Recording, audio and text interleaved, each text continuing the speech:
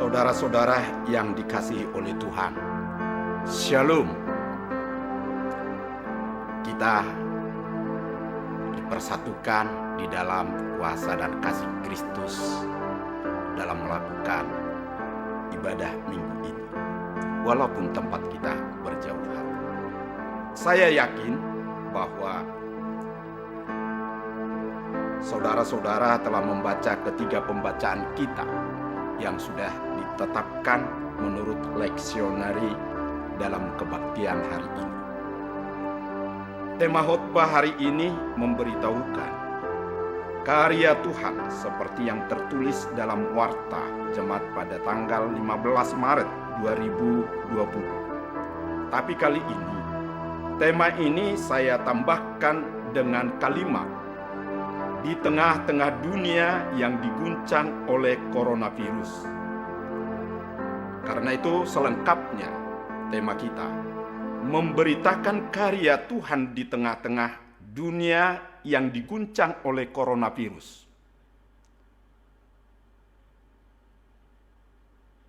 Karena itulah konteks dari teks kita minggu ini. Dari ketiga pembacaan tadi, ada dua hal penting untuk kita simak dan renungkan, yaitu yang pertama, kata melihat. Yang kedua, karya Allah atau pekerjaan-pekerjaan Allah ataupun kehendak Allah.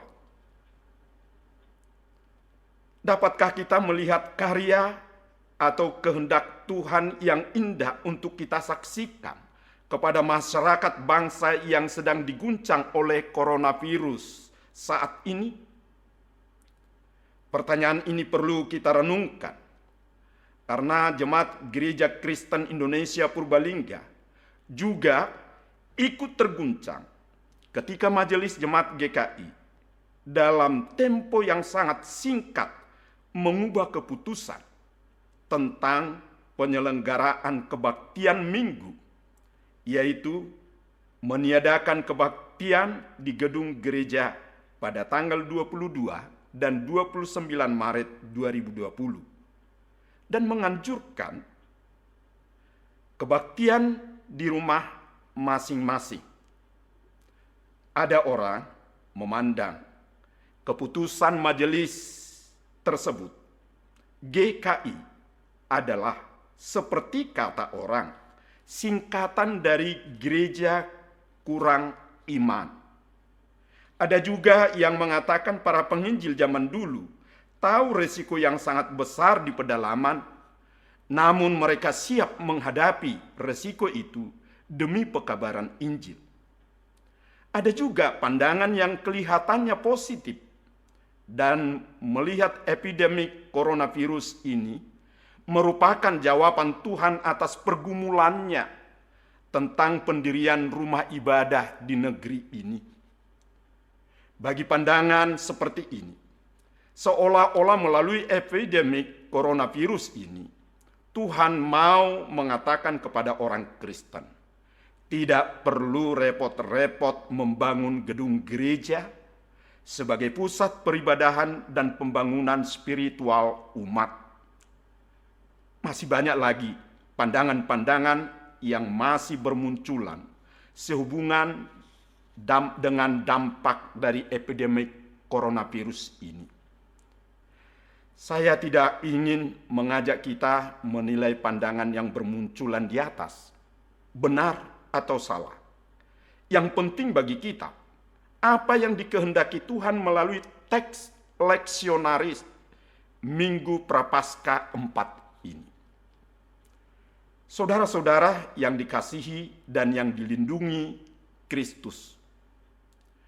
Dalam kesaksian 1 Samuel 16 ayat 1 sampai 13 menceritakan ketika Samuel melihat Eliab, ia dengan cepat mengatakan bahwa Eliab adalah yang dikehendaki Allah untuk diurapi menjadi raja Israel.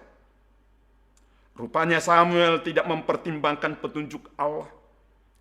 Samuel ketika melihat Eliab dengan menggunakan indranya dalam arti melihat dengan pertimbangan-pertimbangan manusiawinya, sehingga dia memutuskan dalam hatinya bahwa Eliab lah yang diurapi akan menjadi raja menggantikan Saul. Untunglah Allah mengintervensi keputusan Samuel tersebut sebelum ia jatuh dalam kecerobohan. Lalu Allah berfirman kepada Samuel, "Janganlah pandang parasnya atau perawakannya yang tinggi, sebab aku telah menolaknya." Bukan yang dilihat manusia, yang dilihat Allah. Manusia melihat apa yang di depan mata, tetapi Tuhan melihat hati. 1 Samuel 16 ayat 7. Teguran Allah ini pada akhirnya membuat Samuel dapat mengerti kehendak Allah. Samuel telah belajar dengan penglihatan indrawi dan pikiran rasionalnya, tetapi juga melihat maksud Allah di dalam setiap hal indrawi yang ia lihat. Pada akhirnya, Samuel pun dapat melihat Daud sebagai orang yang dikehendaki Allah, lalu mengurapinya. Saudara-saudaraku yang dipanggil dan diurapi Allah dalam Kristus, marilah kita melihat realitas dunia dan masyarakat saat ini dengan tuntunan firman Tuhan untuk meneguhkan iman pada Kristus dan menjalankan panggilan kita di tengah-tengah situasi yang menyesah ini. Jangan sampai dikuasai rasa khawatir dan takut yang berlebihan.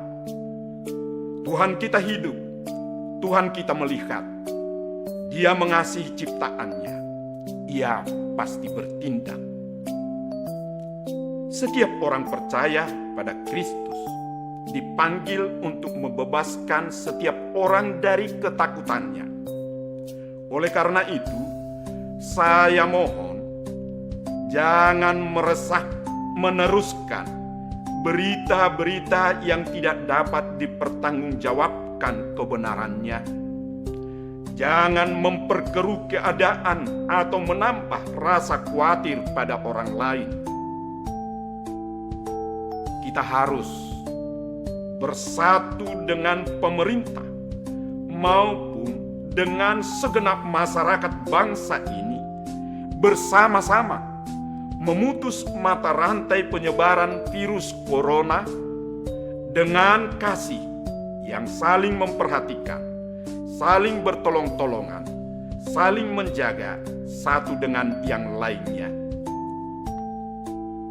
Dalam peristiwa orang buta sejak lahir yang dituturkan dalam bacaan Injil Minggu Prapaskah 4, yaitu Injil Yohanes pasal 9, dimulai dengan kalimat, "Waktu Yesus sedang lewat, ia melihat seorang yang buta sejak lahirnya. Lalu murid-muridnya bertanya, 'Rabi, siapakah yang berbuat dosa? Orang ini sendiri atau orang tuanya sehingga ia dilahirkan buta?' Jawab Yesus, 'Bukan dia dan bukan juga orang tuanya. Tetapi karena pekerjaan-pekerjaan Allah harus dinyatakan di dalam dia.' Lalu Yesus mengajak murid-muridnya maupun kita yang membacanya mengerjakan pekerjaan Allah yang mengutus dia selama masih ada kesempatan. Kemudian Yesus bertindak mencelikkan mata orang buta sejak lahirnya itu. Saudara-saudara yang dikasihi oleh Tuhan, kalimat "waktu Yesus sedang lewat, ia melihat seorang buta sejak lahirnya. Kalimat ini menunjukkan bahwa inisiatif tindakan Yesus mencelikkannya bukanlah dari orang buta itu, melainkan dari diri Yesus yang melihat derita orang buta itu, lalu bertindak mencelikkannya. Tindakan mencelikkan orang buta itu didorong oleh kasih Yesus terhadap orang buta itu. Lalu apa tujuan inisiatif Yesus itu? Tujuannya sederhana, yaitu agar manusia melihat pekerjaan-pekerjaan Allah di dalam Yesus Kristus. Adapun hari waktu Yesus mencelikkan mata orang buta itu adalah hari Sabat. Kebiasaan orang Yahudi pada waktu itu tidak boleh bekerja pada hari Sabat. Sabat harus dihormati. Itu hukum agamawi yang harus ditaati oleh setiap orang Yahudi, yaitu Taurat. Dalam hal ini, Yesus seolah-olah melanggar hukum Allah dan mengabaikan kebiasaan ritual agamawi. Farisi dan orang-orang Yahudi pada waktu itu berkata, "Orang ini tidak datang dari Allah, sebab ia tidak memelihara hari Sabat." Sebagian pula berkata, "Bagaimanakah seorang berdosa dapat membuat mujizat yang demikian?" Maka timbullah pertentangan di antara mereka. Yohanes 9 ayat 16.